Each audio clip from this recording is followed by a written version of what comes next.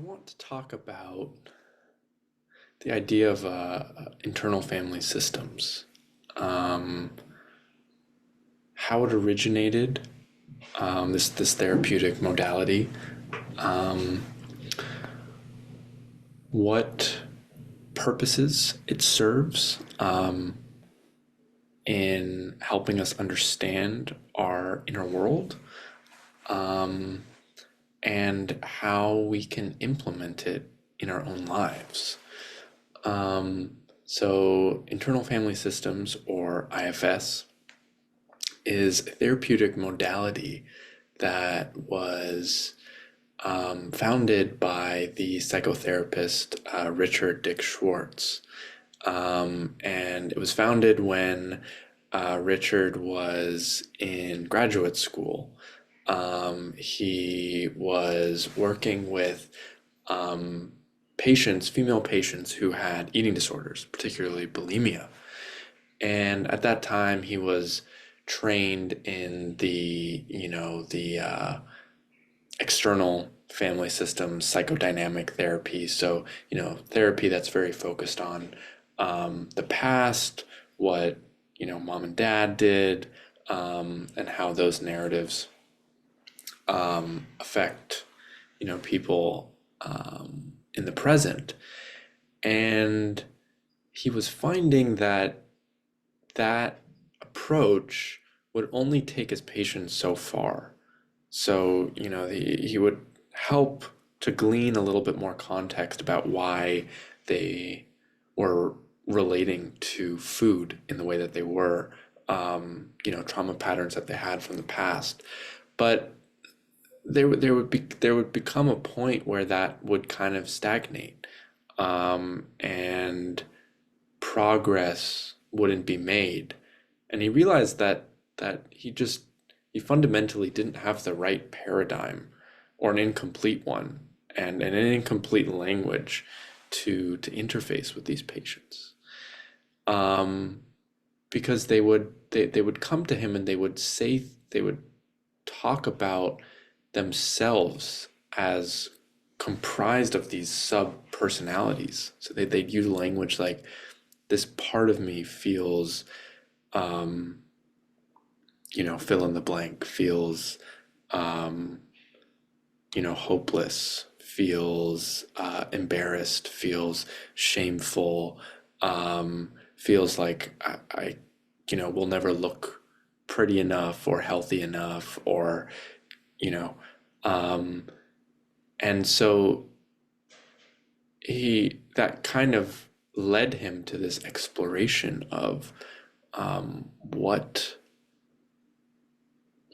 going on here? What's going on with these people who are in the present moment talking about these different aspects of themselves that live within them?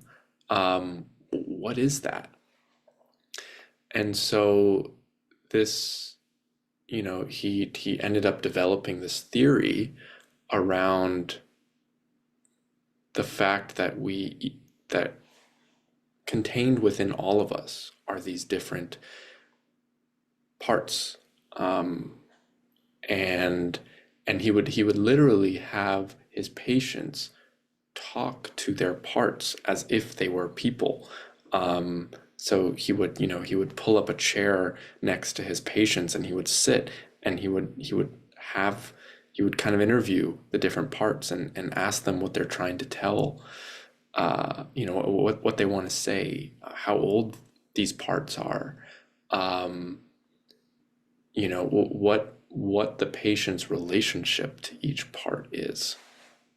And so Dick released his now very well-known book called No Bad Parts, and I haven't actually read it myself, but I've done parts work myself. I actually just got led through an IFS exercise by an incredibly gifted and very well-known psychotherapist, Seth Allison, who, among many other modalities, heavily relies on IFS in his practice. You can look him up. He's been interviewed multiple times on YouTube by well-known cognitive scientist John Vervaeke, who many of the people who will be listening to this YouTube video will know, and many others. And so I have firsthand experience with parts work, and know the vocabulary of the different parts, which I want to get into in this video, and kind of outline what those different parts are, what their functions are, what their adaptive functions are. And that's kind of what the impetus for this video was. Is IFS is gaining a lot of popularity. A lot of people are aware of if not having gone through it explicitly themselves, understand the concept, and people are a lot more familiar and comfortable talking about themselves as comprised of parts. That's kind of very very well accepted, but I think it's important to understand that these parts of ourselves are adaptive strategies to dealing with trauma. And as the title of Dick's book suggests, there are no bad parts. The goal of parts work is not to exercise these demonic, dark, grotesque aspects of ourselves out. That's actually setting us up for more psychological distress. The goal of IFS is to have all of the parts within us sit together at the dinner table and converse, and to have ourself be the king of the table, who is able to effectively facilitate dialogue with all of our parts, but is able to intervene, is able to ultimately know that it is in control, as opposed to all of or one specific part that might dominate and perceive itself as all-knowing, or all-powerful. And so I guess to kind of scaffold that, because that was very kind of abstract, to kind of ground that in a real example, I can talk about my experience in this exercise. So Seth had me ground myself first. So he had me, take a couple deep breaths, feel my feet on the floor, feel my bum in my chair, and invited me to verbalize what parts were coming up. And so, or actually, but before he said that specifically, he said, what thoughts or images? He really just asked, and invited me to share what came up.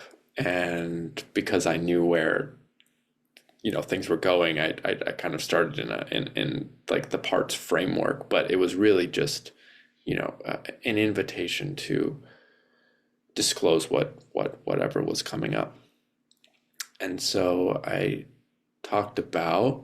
introduced this part of myself that is afraid of public humiliation and embarrassment. Because keep in mind, I didn't preface this, but I was in a workshop with about 30 other people over Zoom, and I had volunteered, like, so it wasn't like I was called on, and it was something that I wasn't that wasn't consensual. But still, I'm with, I'm in front of 30 some odd people who I knew a couple of them from previous workshops, but most of them I didn't know. And this is kind of like an exercise to, kind of frame what IFS is for the rest of the workshop. Little did I know it was my exercise was going to be talked about, for the rest of the exercise, or at least like we were all invited to share our impressions, what came up for us as a result of my exercise. So I felt like pressure to perform, to provide something of substance, to to not just kind of balk at all of the questions and freeze. Like, um, so I disclosed that part of myself, and and so he so I introduced that part, and he then asked me like a series of questions like, are there any images that are associated with that part? Do any memories come up? And there were for me. Uh, as it turns out, most of my dreams are about scenarios, either real or fictitious, about me having some form of public embarrassment or humiliation, whether it be not knowing how to do something in front of a large group of people. One that I have a lot is like having like tech difficulties as I'm about to deliver like a presentation, and then not being able to rely on like my PowerPoint and just having to like go off the cuff. Um, but some, like, at the root of it being like responsible for, like, kind of being in some sort of control over a situation, and kind of um, falling flat on my face and getting laughed at. Um, and so then from there, he asked me like, I think there were some questions, and kind of feeling into that, and him really having me sit with that. But one question that stood out to me, that he asked is, what what does this part want me to see? What does it want me to understand? Um, and that's a really powerful question to ask, because what it does is it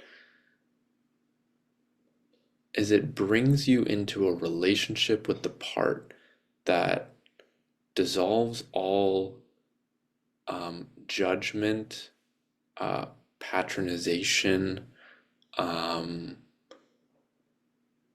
and looking down upon it. Because the moment you allow this part to step forward, and tell you what it wants to tell you, you are respecting it. You you are allowing it the time of day to breathe, um, and you see the wisdom in it, or maybe you don't see it yet, but you at least believe that it has wisdom to share. And so for me, this part wanted me, it wanted to protect me. It wanted to protect me from like the real hurt that I had experienced in the past as a result of public humiliation, like the hurt of public humiliation itself, and then what I would do in response to it, which would be to run and hide most of the time and isolate myself. And so this part would rather me not step forward and save myself from that than step forward and expose myself to potential hurt.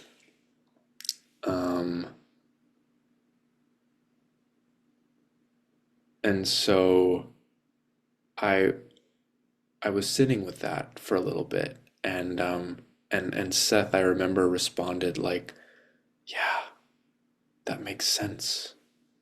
Like, thank goodness you have that part. That doesn't just um, allow you to, to kind of run naked, and parade around the world, and just, any risk that you want to take, just throwing yourself into it with no precautions, right? Um, like that would just be utter chaos if that part didn't exist. And kind of more crucially, like it's it's there to protect you. Like it has it has existed in the past to insulate yourself from hurt, from pain. And so he had me think it. He had me think it. Yeah. Um,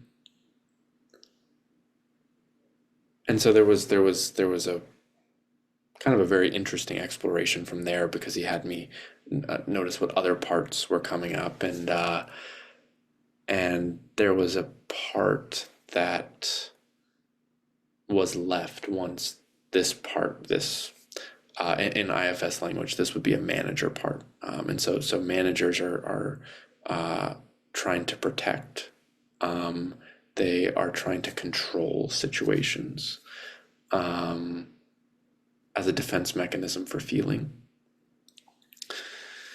Um, and then what was left once that exploration had finished was the simultaneous part of myself that was desperate for connection and yearned for it.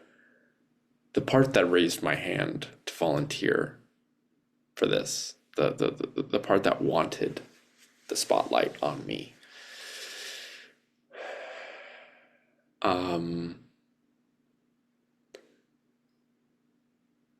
And that was, I think, the more interesting exploration for me during the workshop, because what happened, what I realized,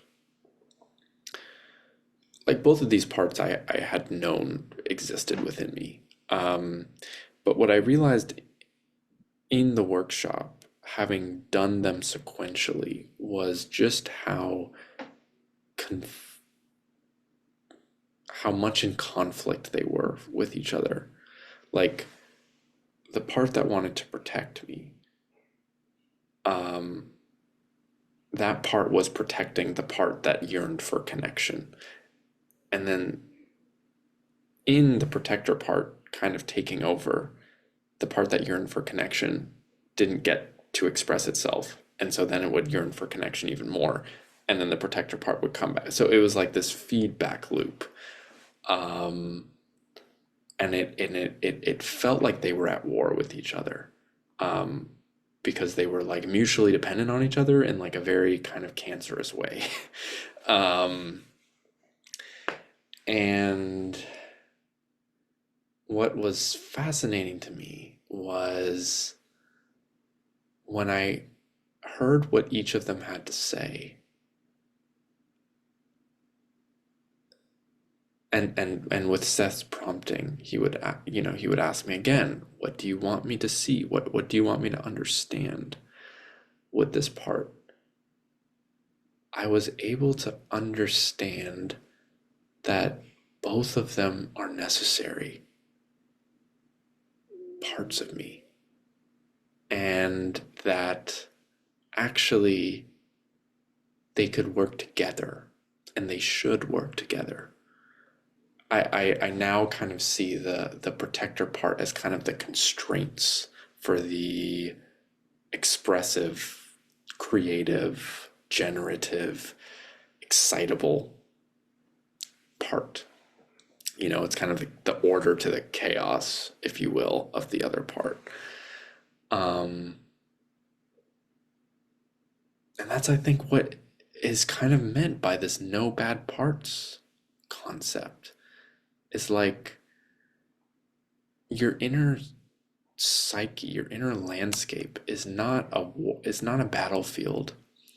It's not it's not us versus them, the quote unquote good parts. Because that's what I was seeing. I Seth asked, like, what is your relationship to each of these parts? And the second one I was like, I like this guy. Like, he feels like me, he feels like the pro-social, the desiring of connection. I recognize how necessary that part is for my health and my well-being. And the first part, it's like there was like a mild irritation towards it because it felt like a part that was so uh, like attached to the past. It was like this legacy part of childhood trauma and various things, and I was frustrated that it's still there, um, because it inhibits me from being fully me a lot of times. Um, but what I realized was that they need each other. Like, if I just poured my heart out to every stranger in every situation, um, that exposes me to a lot of potential hurt and neglect and rejection. And it's just draining. Like, it's just tiring to do that with everybody. And so I think that protector, when it's held in check, makes me acutely aware of um, the potential dangers of the world of vulnerability. And then in turn, it helps me appreciate the preciousness of the reciprocal connection that I do have in the world, because I recognize that it actually isn't a guarantee. Um, but I want to expand from me now, because this is a video that I want people to resonate with, and be able to make a little bit more sense of their own internal reality and their relationship to themselves, and be of some help. Um, and so I I I really kind of want to leave with this message of that our parts, um,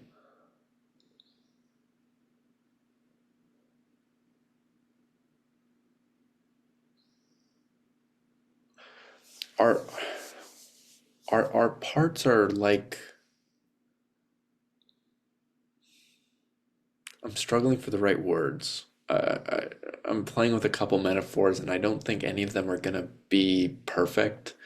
So just, allow me a little bit of grace in that. Um, our parts are kind of like servants, and that could be a charged word, so let me kind of explain what I mean. They're kind of like servants that serve our self, um, capital S self. And what I mean by that is that they they all have adaptive strategies to enable us to be functional people in the world.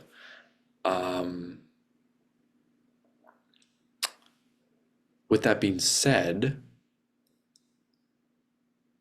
they need to be kept in check by our capital S self. And that's one thing that IFS does, is it asks you to relate to your parts.